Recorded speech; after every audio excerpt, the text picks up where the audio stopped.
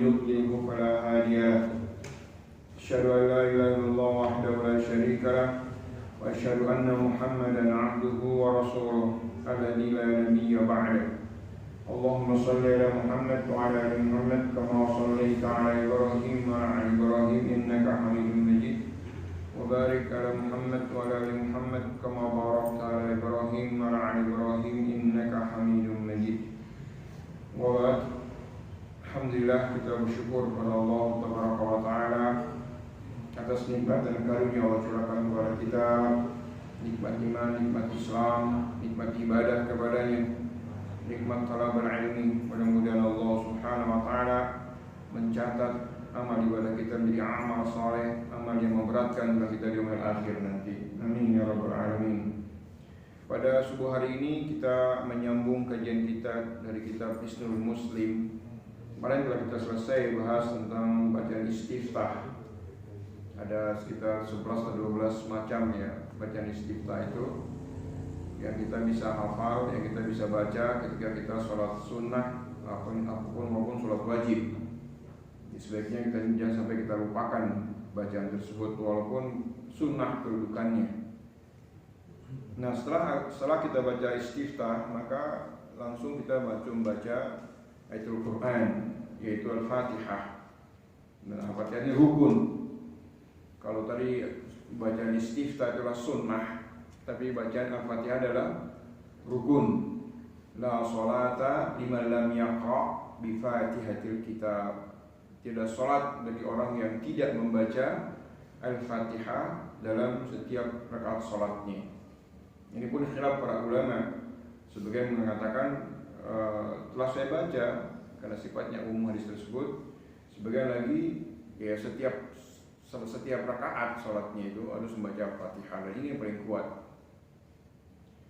Kemudian setelah kita istiftah tersebut dan sebelum masuk ke Al-Fatihah itu maka ada kita baca ta'awudz. Ya, ta'awudz itu macam-macam ya. A'udzubillahi minasyaitonirrajim. Bismillahirrahmanirrahim. Itu yang paling singkat. Ada juga a'udzubillahi samil alim minasyaitonirrajim. Bismillahirrahmanirrahim. Ada juga a'udzubillahi samil alim minasyaitonirrajim min hamdihi wa nafthihi wa nafsihi. Yang umum kita baca yaitu a'udzubillahi minasyaitonirrajim. Itu yang umum yang kita baca karena perintah Allah Subhanahu wa Ta'ala berapa ayat Al-Qur'anul Karim. Jika kalian membaca Al-Quran, maka mintalah perlindungan kepada Allah Subhanahu wa Ta'ala. Ya, itu perintah Allah Subhanahu wa Ta'ala.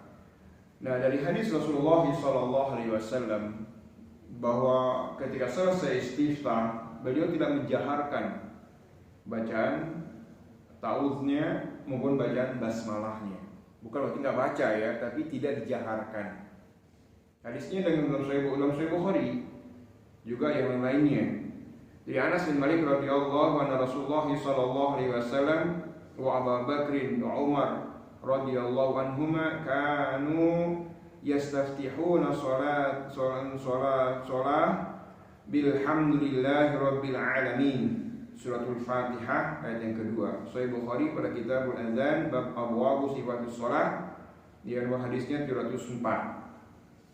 Dari Anas bin Malik radhiyallahu anhu, Anas bin Malik termasuk sahabat Rasulullah SAW yang paling lama, yang paling tua, yang paling panjang usianya, yang paling banyak anaknya dan yang paling banyak hartanya. Itu doa Rasulullah SAW. Beliau sejak di Madinah itu dari umur 10 tahun telah menjadi pembantunya Rasulullah SAW. Sehingga dia menceritakan, ya, aku sholat di belakang Rasulullah SAW. Aku sholat Abu Bakrin belakang Umar bin Khattab radhiyallahu anhu sebagai khalifah pengganti Rasulullah SAW. Karena nggak mungkin mereka menjadi imam ketika Rasulullah masih ada. Ketika Rasulullah sakit baru Rasulullah minta kepada Abu Bakar Siddiq radhiyallahu untuk mengganti sebagai imam. Nah, aku sholat di belakangnya Abu Bakar Siddiq radhiyallahu anhu. Aku sholat di belakangnya Umar bin Khattab radhiyallahu anhu. Aku sholat di belakang mereka.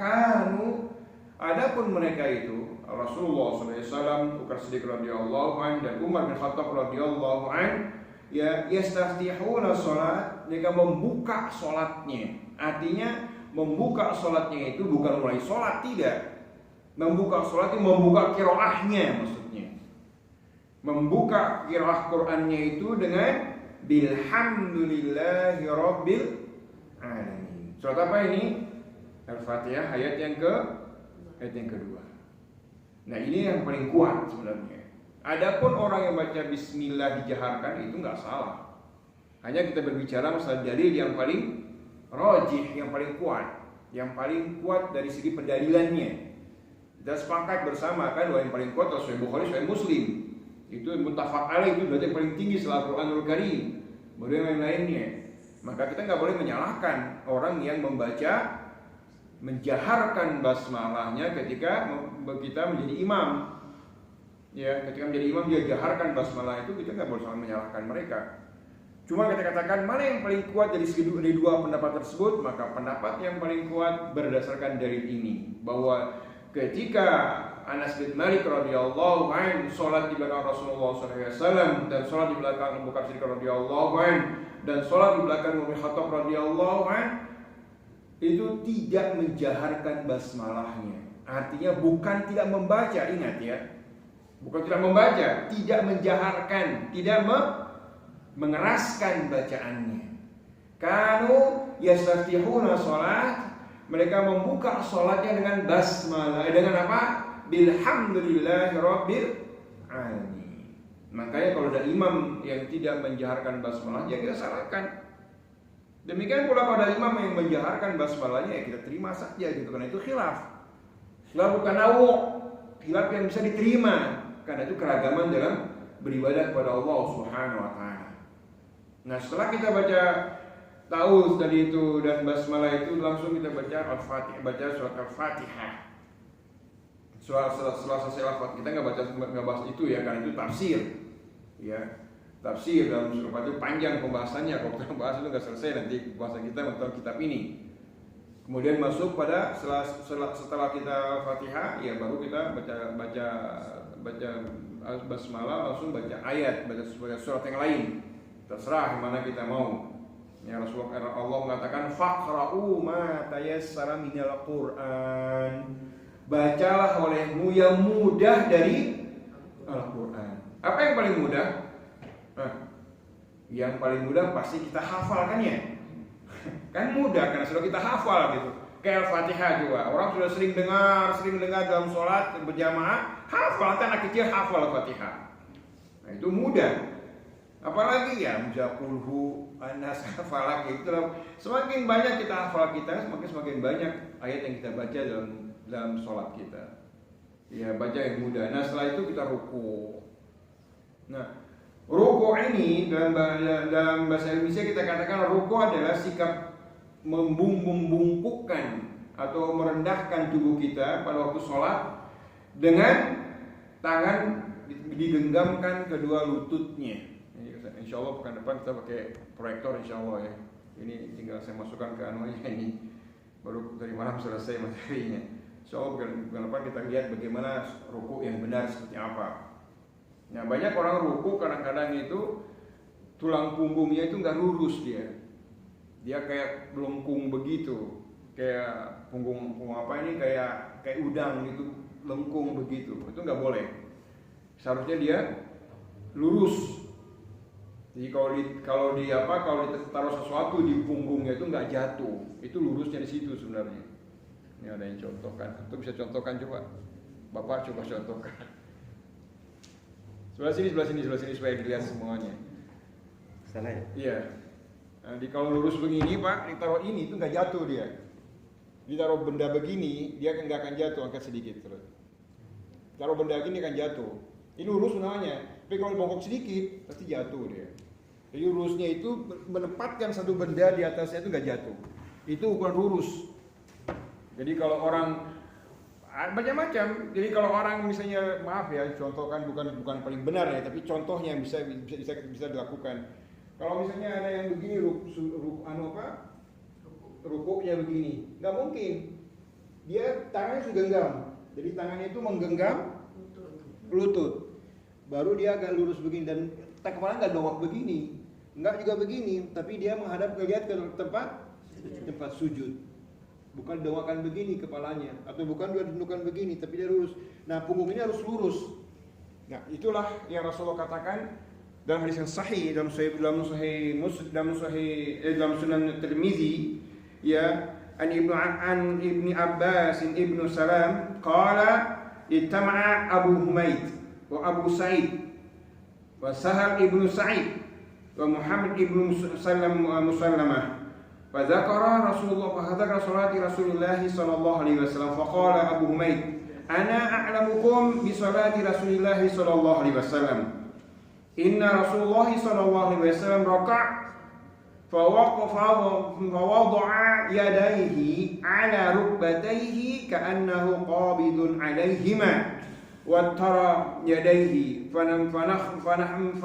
فنحنهما عن جنبيه. Diterangkan ketemu dua sahabat besar, ya, Humaid, satu orang sahabat yang besar juga, Al-Humaid As-Sa'idi dan Muhammad ibnu Maslamah. Ketemu mereka mendiskusikan masalah agama, dan salah satunya Humaid mengatakan kepada mereka, wah, aku tahu, qala Humaid, ya, ana a'lamukum bi sholati Rasulillah sallallahu alaihi wasallam. Aku akan mengajarkan kepada kalian bagaimana sholatnya Rasulullah sallallahu alaihi wasallam. Karena dia tahu, dia di belakang sholat Rasulullah sallallahu alaihi wasallam. Ya, setiap jamaah Rasulullah dia mengetahui bagaimana gerakan-gerakan Rasulullah. Ini panjang hadis ini sebenarnya, hadis lain panjang dari awal sampai akhir. Tapi kita lihat di sini bagaimana pembahasan kita lihat di sini bahwa karena Rasulullah sallallahu alaihi wasallam rakaat ketika Rasulullah SAW rukuk. Jadi sahabat menceritakan bagaimana sifat sholatnya Rasulullah Sallallahu Alaihi Wasallam. Adapun jika Rasulullah SAW sholat ruku, wada'a yadayhi ala rukbatih. Adapun kedua tangannya itu menggenggam lututnya. Tangan kiri menggenggam lutut kirinya, tangan kanan menggenggam lutut kanannya. Digenggam, bukan dirapatkan, tapi digenggam, dicakar gitu lututnya. Ya. Kemudian ala rukbatayhi ka'annahu qabidun alaihima, seolah-olah beliau itu mencangkram kedua lututnya dengan kedua tangannya. Jadi tangan itu bukan di paha, bukan di di betis, tapi di lutut. Baik lagi perempuan sama. Ya. Kemudian wattara yadayhi fanahanhuma an jambaihi. Kemudian kedua tangannya itu menjauhkan dari punggung dari perutnya ini, dari rusuknya ini. Jadi kalau pas itu nggak boleh kita merapatkan begini misalnya. Nah, begini. Dia harus dijauhkan dari lambung kita. Itu Rasulullah menjelaskan seperti itu. Sahabat Rasulullah SAW Al-Humaid itu menjelaskan tentang sifat sholatnya ketika Rasulullah ruku. Ini dalil yang digunakan oleh Imam Tirmizi bahwa kebanyakan ahlul ilmi mereka mengamalkan seperti itu. Nah, itu sifat ruku. Jadi ruku itu lurus, tidak bengkok punggungnya, dan dia lurus dan tangannya itu mencengkram kedua lutut. Kaki kanan, tangan kanan kita mencengkram lutut kanan, kaki kiri atau tangan kiri mencengkram lutut kiri kita, lurus. Dan tidak dibengkokkan kakinya. Ya, ada kadang yang ruku itu, maaf ya, ada kadang yang ruku terus seperti gini biasanya. Ini rukunya dikasih bunyi tapi harus diluruskan. Ini harus lurus ini. Si kaki ini nggak boleh dibengkokkan begini. Dia harus kena mencengkram gitu, tekan kaki ke belakang dan baru bisa lurus punggungnya kalau seperti itu. Nah, itu sifat ruku Rasulullah Sallallahu Alaihi Wasallam. Nah, ketika Rasulullah ruku itu, maka beliau membaca beberapa bacaan ketika ruku. Ya, tapi sekali lagi bahwa gerakan itu lebih utama daripada bacaan. Jangan sampai kita gerakan belum sempurna baru kita baca, itu keliru. Karena tuma'ninah itu bagian dari rukun sholat kita. Karena nggak akan mungkin bisa kita baca dengan baik kalau gerakannya tidak sempurna. Ini yang penting. Nah, ada tambahan sedikit lagi. Sering orang bertanya tentang bagaimana kalau orang masuk ke ruku. Banyak sekali. Sebelum dia bertanya, saya jawab aja langsung. Banyak orang bertanya, itu bagaimana kalau orang masuk sedangkan imam dapatkan sedang ruku. Nah, jawabannya Rasulullah mengatakan dalam Sahih Bukhari juga, hadis 244. An Abi Bakrah annahu ila Nabi sallallahu alaihi wasallam wa huwa raki'un wa rafa rak'ah qabla an yusalli ila salat ila saffi.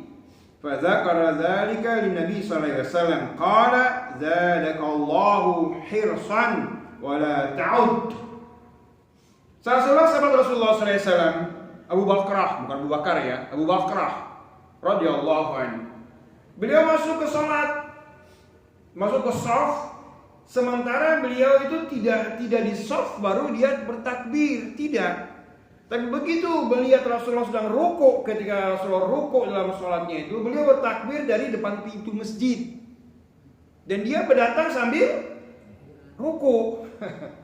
Jadi datangnya itu bukan langsung dapat shaf, langsung sholat, tidak. Tapi begitu Allahu Akbar begini, langsung dia jalan sampai begini itu. Mendapatkan langsung ke shaf. Ya. Melihat tulisan Rasul tahu semua loh. Itu nubuahnya Rasulullah sallallahu alaihi wasallam. Tahu apa yang dilakukan, apa yang dibaca, apa gerakan di belakang beliau sallallahu alaihi wasallam. Ketahuan semua, termasuk Abu Humaydi ini, Abu Bakrah ini. Datang sambil ruku. Maka ketika selesai sholat, Rasulullah sallallahu alaihi wasallam menyampaikan kepada mereka, fa dzakara Nabi sallallahu alaihi wasallam qala, siapa tadi yang masuk sambil ruku tadi itu di hadis lain? Dia bilang, aku ya Rasulullah. Abu Humaydi gimana apa? Bakar bukan aku yang ya Rasulullah. Maka Rasulullah saya mendoakan kepadanya, zadakallahu hirsan wa la ta'ud.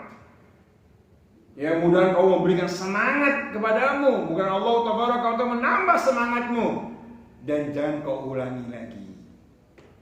Kalau memang mendapatkan ruku harus 1 rakaat, maka pasti Rasulullah menyuruh nambah rakaat sholatnya. Tapi Rasulullah nggak menyuruh nambah, justru Rasulullah mengatakan jangan kau ulangi perbuatan seperti itu. Artinya jangan kau ulangi masuk sholat sambil ruku. Kalau memang itu kurang rakaatnya, pasti Rasulullah menyuruh menambah. Nggak mungkin Rasulullah ingin memberikan dispensasi kepada orang tersebut, tidak, karena ada yang namanya kita masbuk kan ya. Nah, ini menunjukkan bahwa kalau kita mendapatkan ruku imam dengan tumakninah, maka dapat 1 rakaat. Nggak perlu kita menambah lagi. Ini pendapat yang paling kuat. Terus bagaimana dalilnya mengatakan bahwa la sholata liman lam yaqra bi Fatihil kitab? Loh, Abu Hurairah kan tahu, Rasul kan tahu orang ini nggak dengar, jangan membaca, mendengar pun tidak. Mendengar Al-Fatihah dibaca tidak, apalagi ayat gitu. Enggak, kalau memang Rasulullah SAW memang Rasulullah paling tahu, paling bisa, paling berilmu. Karena Rasulullah mengatakan shollu kama ra'aitumuni usolli. Salat kalian sebagai aku sholat. Artinya sholatnya kita harus mencontohkan Rasulullah SAW. Kalau memang Abu Bakar radhiyallahu anhu kurang dari segi rakaat sholatnya, maka pasti Rasulullah menyuruh menambah rakaat sholatnya. Tapi Rasul tidak, bilang kau jangan ulangi perbuatan seperti itu, tapi datanglah dengan tenang dan tumakninah. Apa yang keluar darimu, maka sempurnakanlah.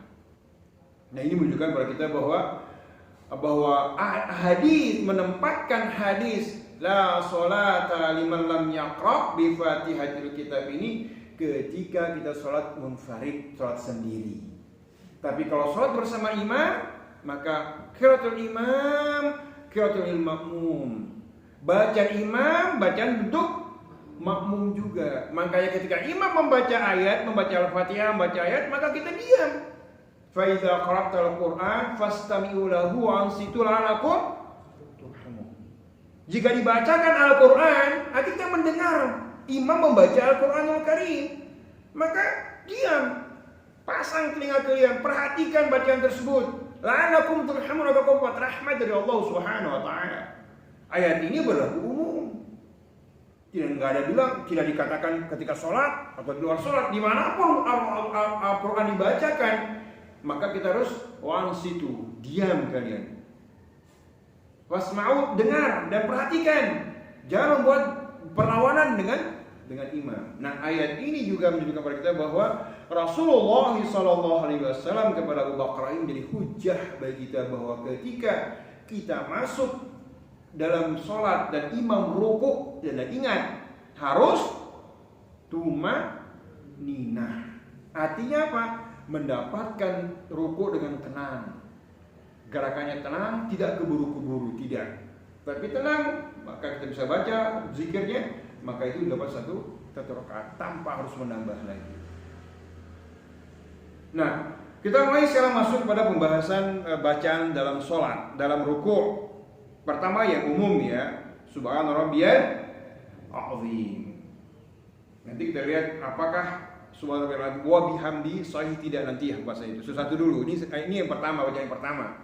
Ya, ada sekitar 45 bacaan ketika kita sedang rukuk. Ya, ini bacaan yang pertama.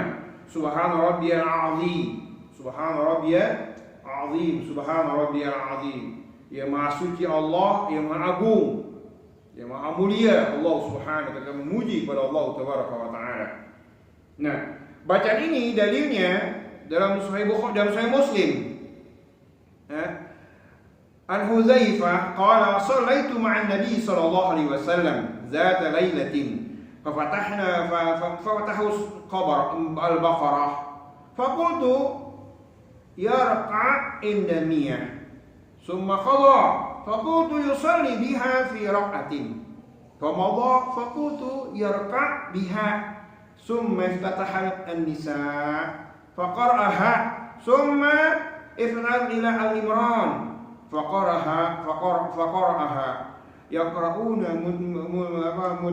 mutarassilan idza marra bi ayatin fiha tasbih sabbaha wa idza marra bi suratin sa'al wa idza marra bi tawazin yata'awwaz thumma raka' faj'ala yaqul subhana rabbiyal azim subhana rabbiyal azim. Fakana ruku'uhu nahwan min qiyamihi. Summa qala sami'allahu liman hamidah. Summa qala tawilan qariban mimma raka'. Summa sajada faqala yasjudu rabbana subhana rabbiyal a'la. Fakana sujuduhu qariban minal qiyamihi. Dari Hudzaifah Ibnu Yaman radhiyallahu anhu bahwa dia ikut sholat qiyamul lail bersama Rasulullah sallallahu alaihi wasallam. Pada suatu malam mengikuti Rasulullah qiyamul lailnya. Maka beliau Rasulullah SAW membuka qiraah Qur'annya dengan Al-Baqarah. Nah, Hudzaifah Ibnu Yaman radhiyallahu anhu mengira dalam perasaannya itu Rasulullah akan sujud pada ayat yang ke-100. Terus ayat itu Al-Baqarah 100 ayat dibaca sedang berdiri. Ternyata tidak. Sampai selesai Al-Baqarah berapa ayat? 286 ayat. Berdiri. Dalam pikirannya Hudzaifah ini kata dia akan rukuk pada ayat yang ke selesai Al-Baqarah. Tidak, ternyata disambung dengan An-Nisa. An-Nisa itu berapa? 176 ayat kalau tidak salah itu An-Nisa. Bilang lagi dan perasaan dalam hatinya, ini rukuk pada surat An-Nisa ini. Tidak, ternyata kembali lagi ke Al-Imran. Al-Imran 200 ayat. Subhanallah. Itu lamanya Rasulullah berdiri ketika qiyamul lail. Al-Baqarah 286 ayat. An-Nisa 176 ayat. Jadi berapa itu? Kalau hitung sendirilah. Tambah Al-Imran 200 ayat. Itu sudah hampir sekitar 6 juz itu. Al-Baqarah 2 juz setengah. Al-Imran 200 itu 1 juz setengah. Jadi 3-4 juz. An-Nisa itu sekitar hampir 2 juz. Jadi sekitar berapa? Hampir 6 juz. Rasulullah SAW berdiri setelah rakaat loh ini. Nah, kemudian setelah selesai bacaan Al-Imran, Rasulullah SAW faraka, maka beliau rukuk. Ya. yarka' biha, ruku Rasulullah SAW. Kemudian Rasulullah SAW ketika rukuknya, Rasulullah SAW rukuk dengan membaca Subhana Rabbiyal A'zim. Subhana Rabbiyal A'zim. Berapa banyak bacaan Subhana Rabbiyal Azimnya? Apa kata Hudzaifah? Fakana ruku'uhu nahwan min qiyamihi. Rukuknya Rasulullah SAW hampir sama dengan lamanya berdiri. Coba berapa ratus kali itu? Kalau Al-Baqarah saja misalnya 286 kali, maka pasti lebih dari 286 kali. Kalau Al-Imran misalnya 200 ayat, maka pasti lebih dari situ, karena hampir sama lama antara berdirinya dengan rukuknya. Maka dengan hadis ini pula kita tahu bahwa membatasi harus 3 itu keliru. Semampu kita baca, kalau kita mampu.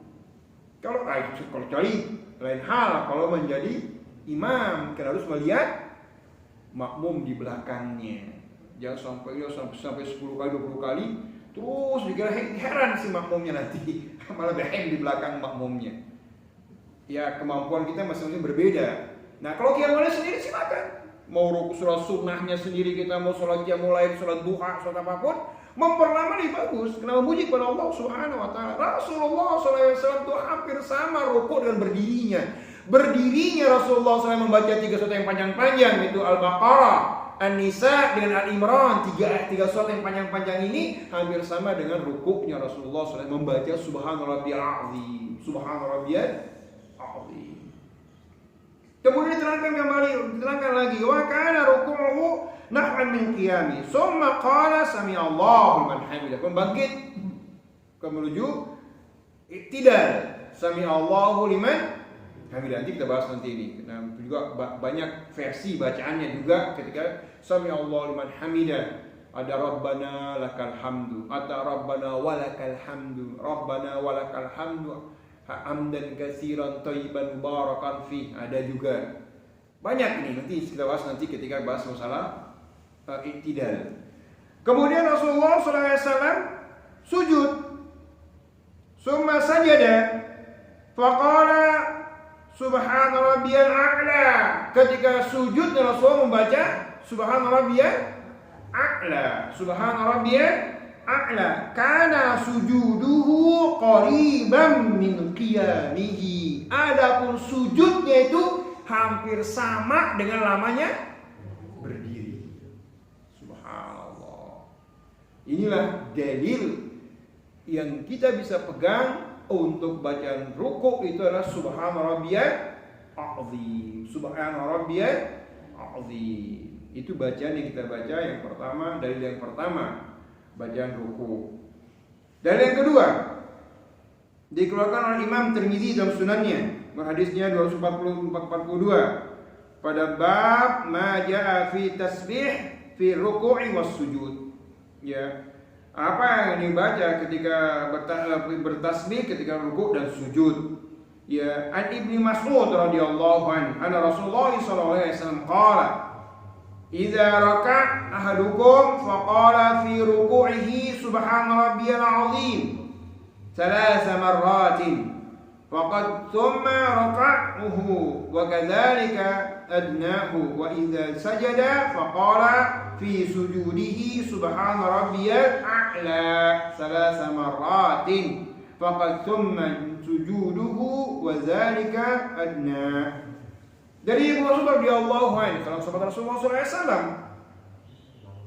Rasulullah SAW bersabda, ketika kalian rukuk, idza raka' ahadukum, jika kalian salah seorang kalian rukuk, maka fi ruku'ihi, dalam rukukmu itu bacalah subhana rabbiyal azim. Subhana rabbiyal azim 3 marratin.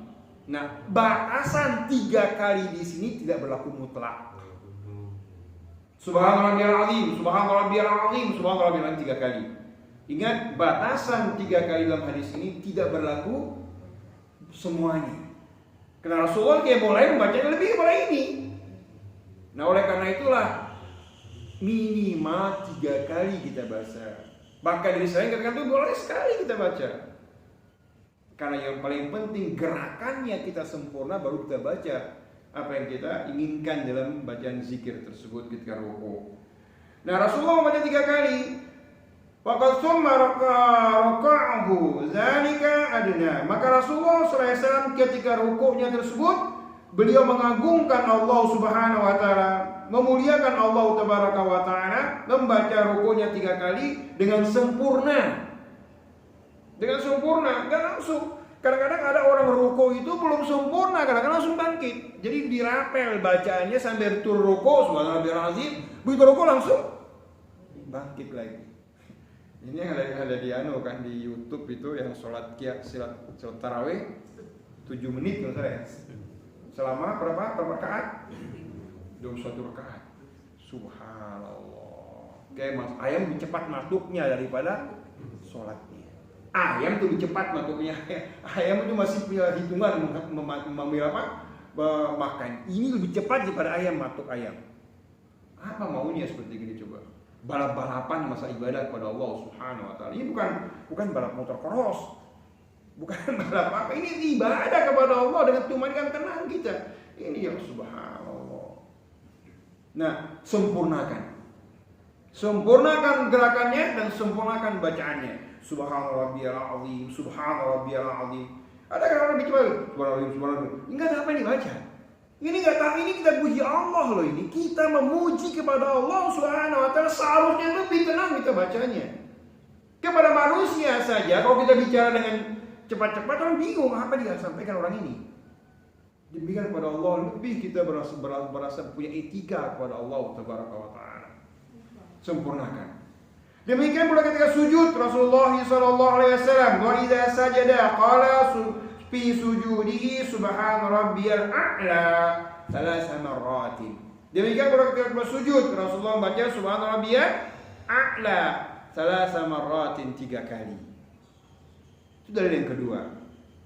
Yang ketiga dikeluarkan oleh Imam Abu Daud dalam sunannya, yang tadi kan dalam Sahih Muslim, yang kedua dalam Sunan Tirmizi, yang ketiga Abu Daud radhiyallahu an dari Huzaifah bin Yaman tadi itu annahu shalla ma'a Rasulillah ma'a Nabi sallallahu alaihi wasallam wa kana yaqulu fi ruku'i subhana rabbiyal azim subhana rabbiyal azim fi sujudihi subhana rabbiyal a'la wa ma marrat min ayatin. Nah tadi lupa tadi setiap Rasulullah SAW membaca ayat tentang perlindungan, dia berlindung kepada Allah Subhanahu wa taala. Ketika dia baca ayat tentang surga, dia minta surga kepada Allah Subhanahu wa taala. Jika berlaku dia baca ayat tentang permohonan permintaan, dia minta kepada Allah Subhanahu wa taala. Ini boleh seperti ini kita baca. Misalnya kita baca surat Al-Imran, kita baca Rabbana faghfir lana dzunubana wa kaffir 'anna sayyi'atina wa tawaffana ma'al abrar. Itu kan doa kan ya? Kita diulang. Agar apa? Kita rasakan bahwa kita mohon kepada Allah, apa yang kita minta kepada Allah Subhanahu wa taala. Setiap ayat-ayat tentang neraka, mohon a'udzubika min azabinnar. Contohnya yang pernah ada di YouTube juga kan ya, dalam bacaan surat apa? Surat Al-Fajr. Yang ayat terakhir, ya ayyatuhan nafsul mutmainnah irji'i ila rabbiki radiyatan mardiyah fadkhuli fi ibadi wadkhuli jannati. Kan Allah bilang, Allahumma inna nas'alukal jannah, Allahumma inni as'aluka minhum. Ya Allah, masuklah aku dalam surgamu. Ya Allah, jadikan aku sekelompok mereka yang masuk dalam surganya Allah. Boleh seperti itu. Meminta kepada Allah Subhanahu wa taala ketika kalau kita pahami ayatnya masalahnya. Kalau kita nggak paham ya begitu-begitu aja itu berlangsung. Rasul paham persis apa yang beliau baca. Ini contoh bagi kita. Kalau kita makanya penting bagi kita itu memahami apa yang kita baca. Sehingga kita minta kepada Allah dalam ayat itu masalah apa? Oh, masalah neraka. Berlindung pada Allah. A'udzubika min azabinnar. Kalau masalah surga, Allahumma inni as'alukal jannah. Kalau masalah permintaan, Allahumma inni as'aluka ya Rabb. Ini permintaan kita kepada Allah Tabaraka wa taala. Nah, Kemudian Rasulullah SAW ketika rukuknya dan rukuk baca Subhana Rabbiyal Azim. Dan di sini, di hadis ini tidak dibatasi berapa jumlahnya. Kalau tadi yang saya tulang Tirmizi 3 kali kan ya, Thalatha marrati 3 kali. Di hadis dalam sunan Abu Daud ini tidak dibatasi berapa jumlahnya. Boleh sekali, boleh 2 kali. Sebaiknya ganjil 1, 3, 5 misalnya begitu. Karena Allah suka pada yang ganjil-ganjil. Itu dari yang ketiga. Kemudian dan yang keempat, dalam Sunan Ibnu Majah. Sama juga dari Huzaifah bin Yaman radhiyallahu anhu ketika sholat sama Rasulullah sallallahu alaihi wasallam, "Idza raka' subhana rabbiyal azim 3 marratin. Idza sajada subhana rabbiyal a'la 3 marratin." Rasulullah SAW ketika rukuk membaca subhana rabbiyal azim 3 kali. Dan ketika sujud membaca subhana rabbiyal a'la 3 kali. Nah, dari hadis-hadis ini semua, dari berapa hadis yang kita bahas sampai yang kelima juga dalam Sunan Muhammad bin Hanbal ya. Ibnu Hanbal ini dari sahabat yang berbeda. Dari Ibnu Abbas radhiyallahu anhuma, qala bintu 'inda khalati Maimunah. Aku mabit, aku tinggal, aku bermalam di rumah Maimunah, bibiku, istri Rasulullah sallallahu alaihi wasallam. Qala, dia mengatakan, aku kemudian bangun bersama Rasulullah sallallahu alaihi wasallam pada qiyamul lail. Ikut sholat bersama Rasulullah pada qiyamul lail. Ibnu Abbas masih kecil. Ya. Kemudian menjelaskan summa raka' Rasulullah ruku'. Ya, qala fara'aituhu qala fi ruku'ihi subhana rabbiyal azim. Maka aku melihat Rasulullah SAW ketika rukuknya pada qiyamul lailnya membaca subhana rabbiyal azim. Subhana rabbiyal azim. Dibaca Rasulullah SAW ini pun tidak dibatasi berapa jumlahnya dalam hadis ini. Ya. Ketika sujud Rasulullah SAW membaca subhana rabbiyal a'la. Ini Ibnu Abbas radhiyallahu anhu yang ikut bersama Rasulullah sholat pada qiyamul lail. Nah, oleh karena itu boleh kita baca seperti itu pada qiyamul lail, pada sholat-sholat yang lainnya. Sholat wajib atau sholat sunat. Nah, dalam kelima hadis yang kita bahas ini yang kita paparkan sebagai dalil tentang bacaan subhana rabbiyal azim ini tidak ada tambahan wa bihamdihi. Nah, adapun tambahan wa bihamdihi ada hadis lain. Ya, bukan dalam Sunan Tirmizi, bukan dalam Sunan Ibnu Majah, bukan dalam Tirmizi, bukan juga dalam Sahih Muslim. Tapi yang lain ya, dikeluarkan oleh Imam dalam Sunan Daruqutni, hadisnya 1121.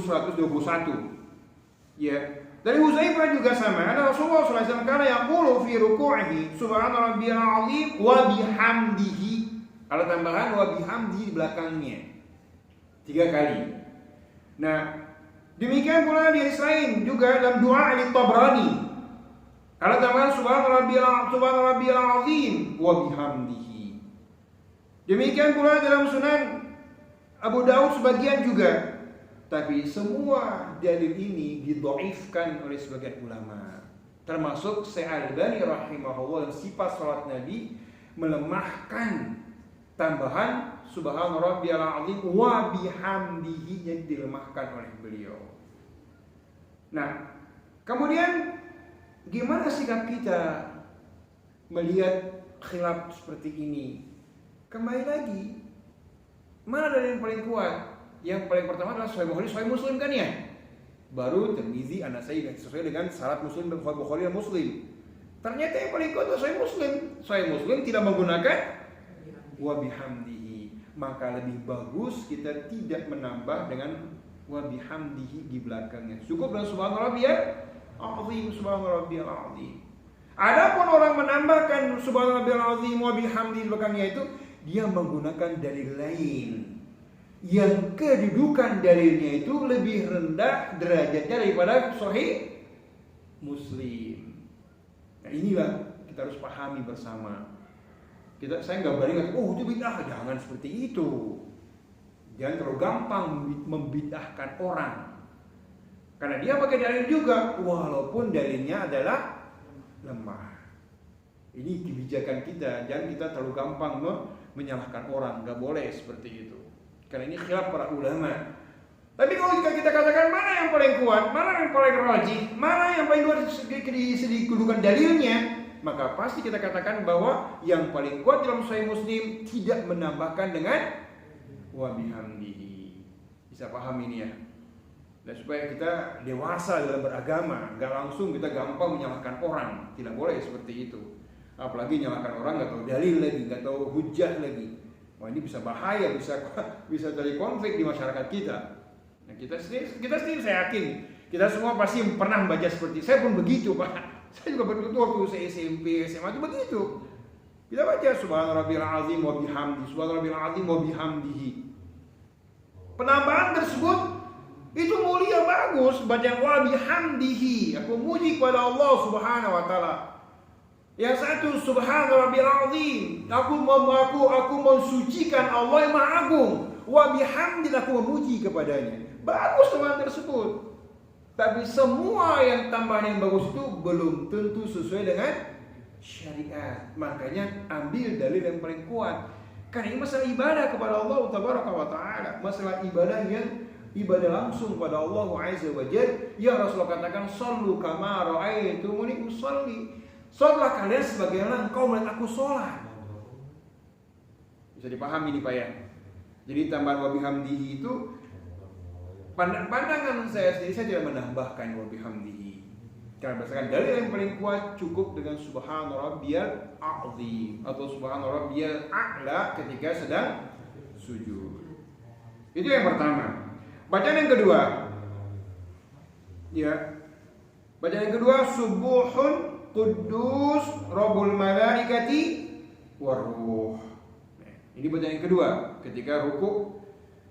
Ya, subuhun Quddusun Rabbul Malaikati Waruh. Subuhun, ya, Allah Maha Suci. Allah suci.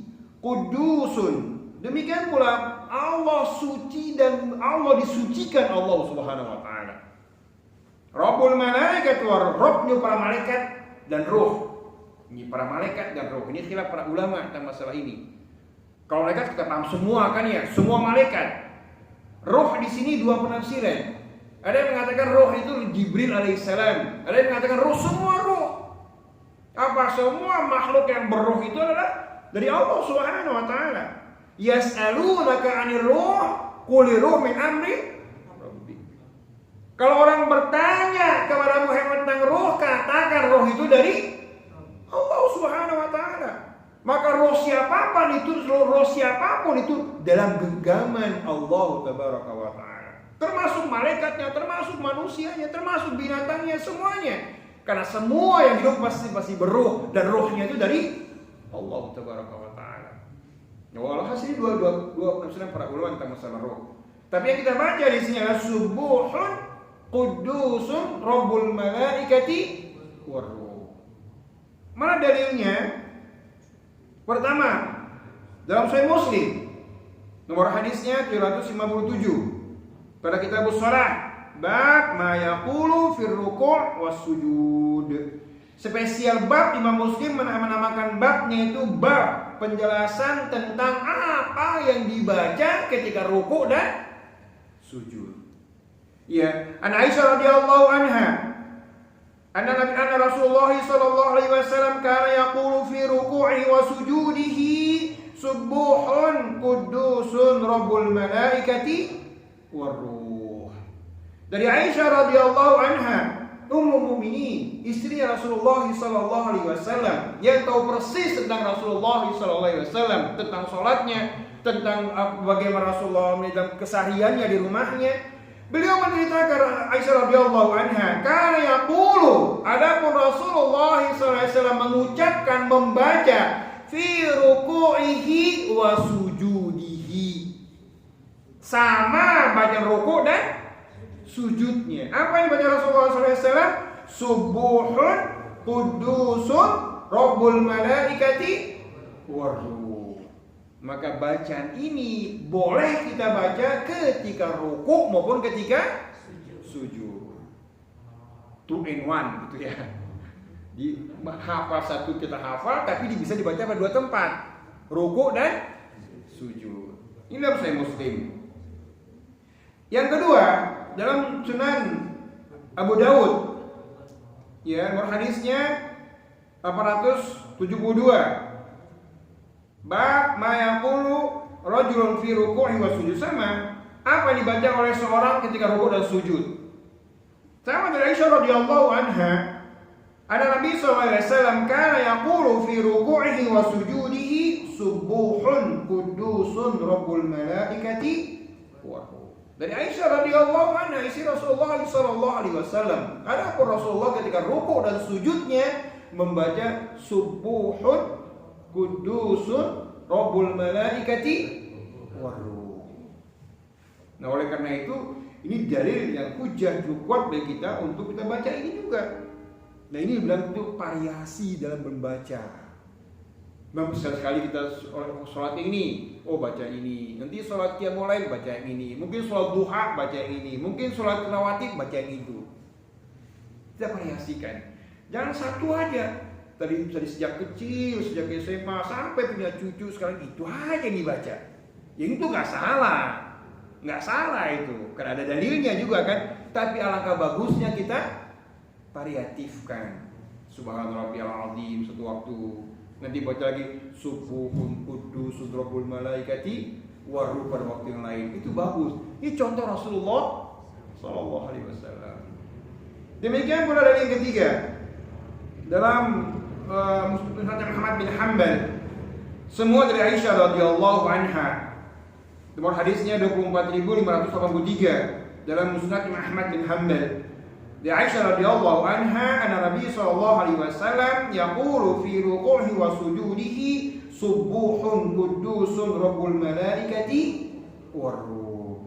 Adapun Rasulullah sallallahu alaihi wasallam dari Aisyah radhiyallahu anha ummul mukminin, bahwa ketika Rasulullah rukuk dan sujud beliau membaca subuhun qudusun rabbul malaikati war ruh.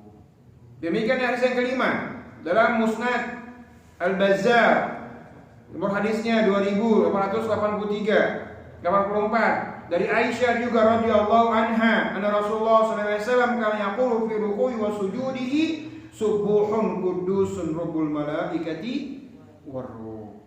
Demikian pula nama-nama yang lain juga seperti itu. Jadi ini yang kedua. Bacaan yang kedua yang kita bisa baca dalam ruku adalah subuhun qudusun rabbul malaikati war ruh. Yang pertama apa tadi? Subhana rabbiyal azim. Subhana rabbiyal azim. Itu yang pertama. Dua yang ketiga, cukup waktu enggak itu? Hampir jam 6 ya.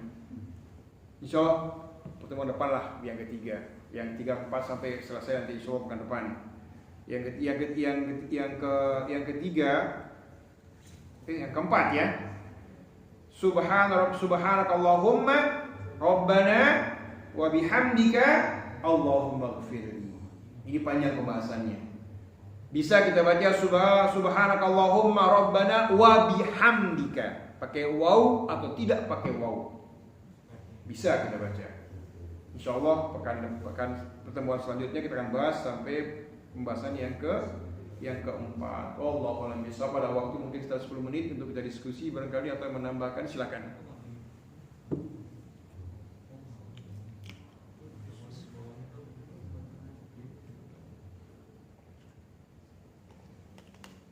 Silakan, ada yang mau menambahkan, silakan. Teman-teman menanya, silakan.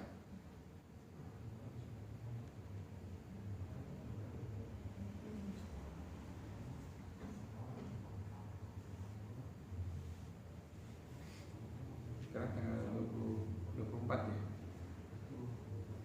23.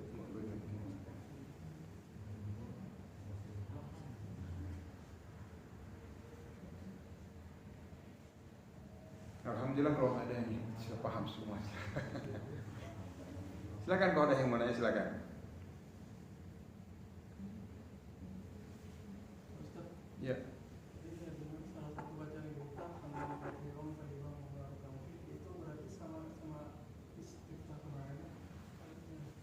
Iya, hampir sama. Istiftahnya itu pakai itu juga, rukunya juga, ketika bangkit i'tidal pun gitu.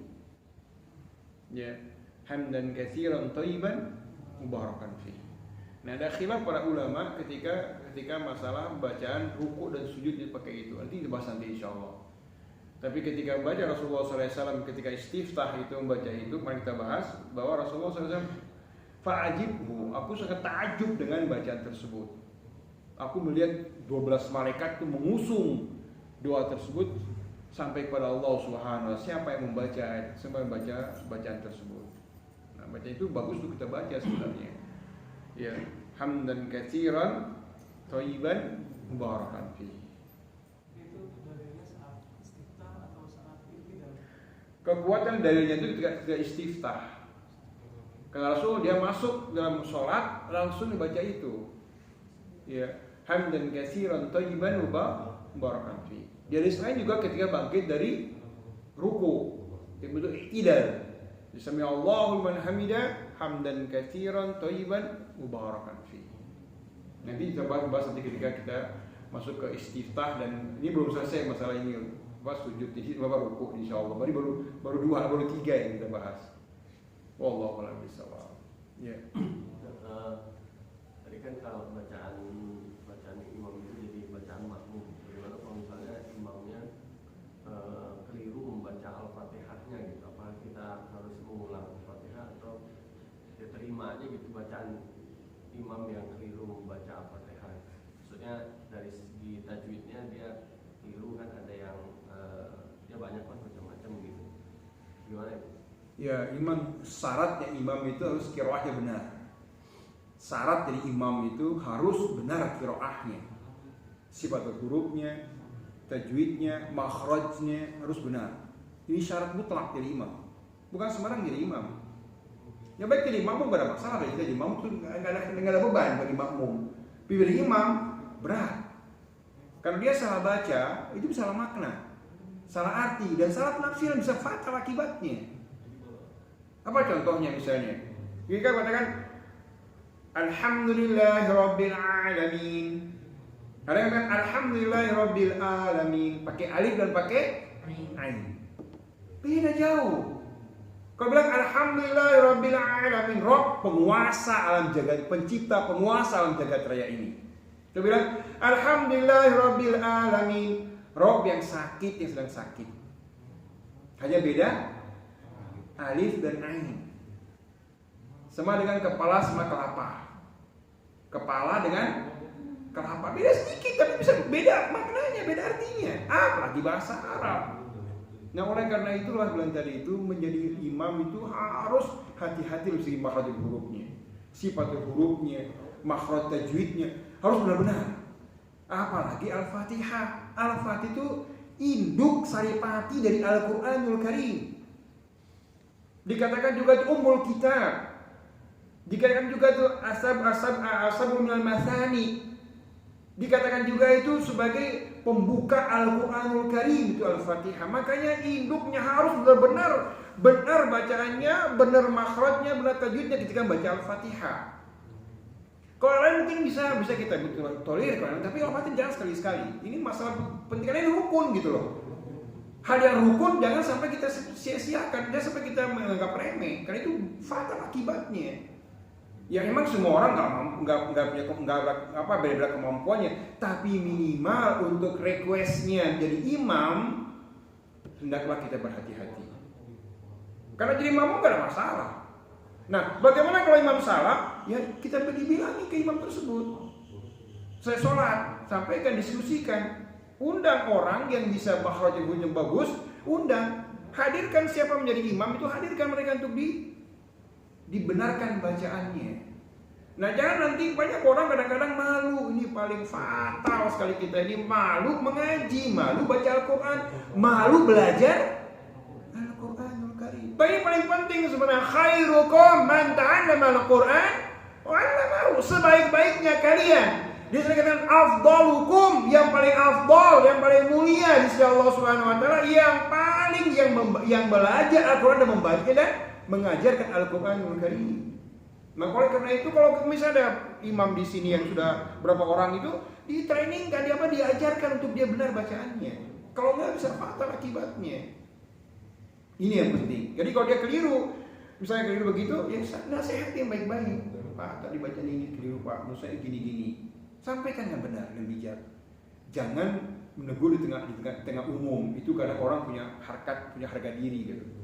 Berdua dipanggil atau panggil DKM, diskusikan Pak, bagaimana Pak kalau kita belajar qiraah Quran Pak yang benar untuk orang-orang jadi imam misalnya gitu. Boleh seperti gitu. Supaya apa? Supaya bagus kita dalam masalah seperti gini. Jadi kita harus kita gitu loh.